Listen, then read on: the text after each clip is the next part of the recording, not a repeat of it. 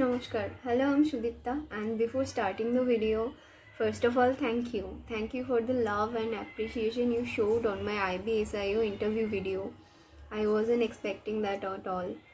And now in that video, I got some comments and queries about ACIO exam process and interview process, which I think needs to be addressed. So this video is about all your queries. So let's start. First question is strategy and tips for tier 1 and tier 2 exam.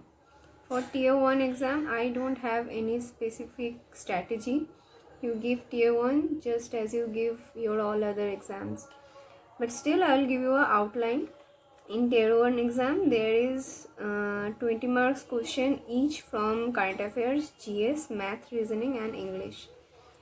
And the total time for this is 1 hour. And there is an important thing that you need to remember is tier 1 marks is also calculated for your final selection. So if you are serious about ACIO, then prepare for tier 1 with as much effort as you can. Now for tier 2, in tier 2 exam, there is essay and either comprehension or précis. In essay, there will be 30 marks, and for comprehension or précis, there will be 20 marks. In my case, we had essay and comprehension. In comprehension, we had 10 questions, each of 2 marks. So that makes total of 20. Now, there is a tip that I would like to give for tier 2 exam, and that is, see, in my case, after giving tier 1, I wasn't sure that if I will be selected or not. When I got selected, I saw that I was selected in OBC category. Yes, I am a OBC and I cleared tier 1 in OBC category. So I thought that my chances to get through tier 2 are very low because I am already carrying a small, a lesser marks in tier 1, and these marks will be added with tier 2 marks. So I wasn't preparing for tier 2 at all, but I had my general preparation. So after receiving the paper, I saw that there was comprehension and essay, and the topics, there were various topics of essay from which we had to write only about one, but the topics that were given, I wasn't very fluent on those. So I choose to write comprehension questions first. You will be given a plain paper. In that you can write essay or comprehension, whichever you like at first. So I think this is what helped me get me through and getting a good score, because my comprehension part was strong. And you see, when we were schooled, we used to be told that attempt those questions first which you know the best, and that is the formula I applied in my tier 2. I knew I could write comprehension in a much better way than essay, and I attempted those first. And I think when the examiner sees that question which you are good at, it creates a better impression on the examiner. And all this trick got me through tier 2. Now tier 2 will be in total 50 marks. For that, the passing marks is 33%. And the time you will be given is 1 hour. Now coming to the next question, was skill test and interview on the same day? No. The skill test, I think we had in October or November, and then there was a long gap, and in March we had our interview. What was asked on the skill test? Skill test, you mean aptitude test or psychometric test? In psychometric test, there were 2 types of questions. A psychometric test is a time bound test for I think 5 to 10 minutes, and there were 2 types of questions. One was in which we had to answer in yes or no. We will be given some simple questions like, are you afraid of spider, something like this, and we had to give yes or no answer. And the next type of question was, there were 4 types of figure and we had to select from them. So figure based question. Now my tips for psychometric test will be, give coherent answers. Okay, if in one question your answer is towards something, stick to that, whether you are actually that kind of person or not. In the next or somewhat next question, when you get a similar type of question, answer the same thing which you answered previously. That's the strategy to go through psychometric. Now the next question is books for interview. The interview consisted of total 100 marks, which was divided in the psychometric test and the actual interview. So as I had no prior idea about IB, so I followed this book. And if you can go through the entire book and memorize it, then I think it will be sufficient. Along with that, you will need to prepare about some current affairs and some basic constitutional topics. The next question is about height. If you are below a certain height, whether you are a girl or boy, can you apply for IB/SIO? And the answer is yes. There is no height criteria for IB/SIO exam. Even I, as a female, am below 5 feet. Someone in the comment section asked about domicile certificate and crucial date. Now, domicile certificate was not needed in previous notification to sit in the IB examination or even for DV.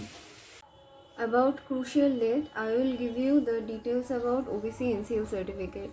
Last year, we did not need OBC NCL certificate before crucial date. After we were called for interview, we made our NCL certificate at that time and the DCL certificate was approved. For this year, I will suggest you to go through the notification very thoroughly and see if they require NCL certificate before the crucial date. Now, dress code.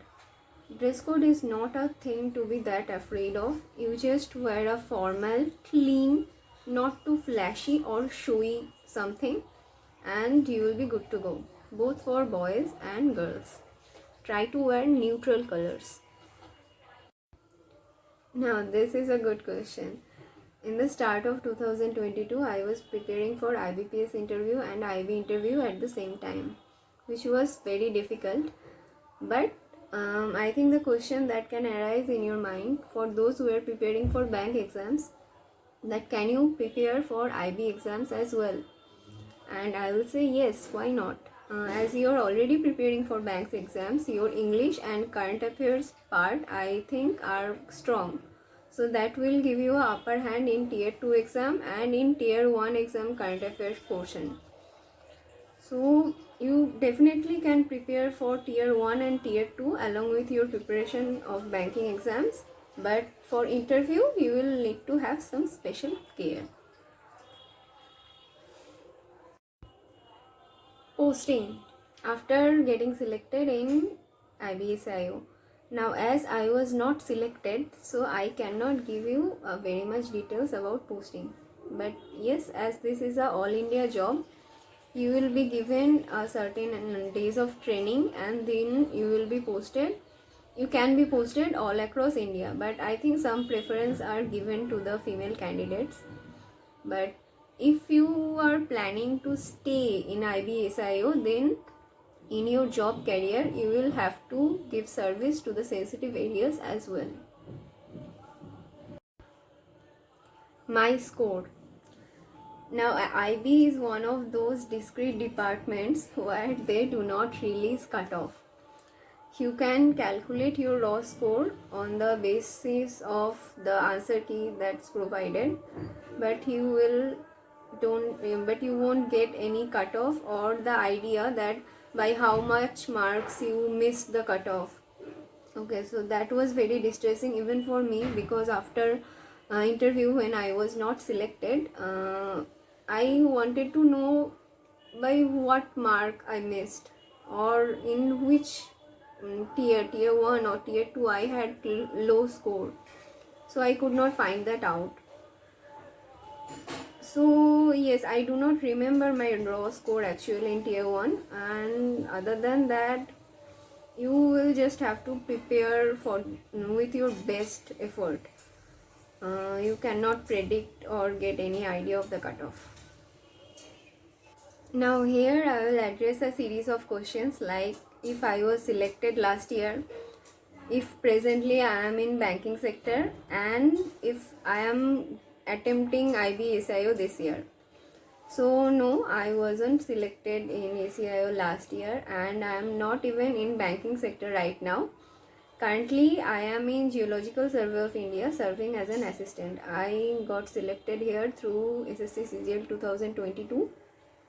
My All India rank was something around 1028, and so I am feeling kind of settled here. So no, this year I am not attempting for IB ACIO. So I can be your guide this year, but no, not your competition. So after recording the video, I saw that there was a question that whether the interview can be given in Hindi. Now, initially the interviewer won't ask you question in Hindi. You will start in English. So you can start in English, and then from there on you can carry on the interview in Hindi. But other than Hindi and English, I don't think it will be a good idea to try to use any other regional languages. So now the next question is, some of my closed ones and even some of my viewers ask me, why don't I make videos in Hindi or my mother tongue Bengali? দেখো বাংলায় video বানাতে তো আমিও চাই, but actually বাংলায় video বানানো দরকারও, কারণ বাঙালিদের মধ্যে স্পেশালি বাঙালি মেয়েদের মধ্যে এই চাকরির পরীক্ষা নিয়ে এতটা আনঅ্যাওয়ারনেস রয়েছে না, সেগুলো দূর করা খুব দরকার।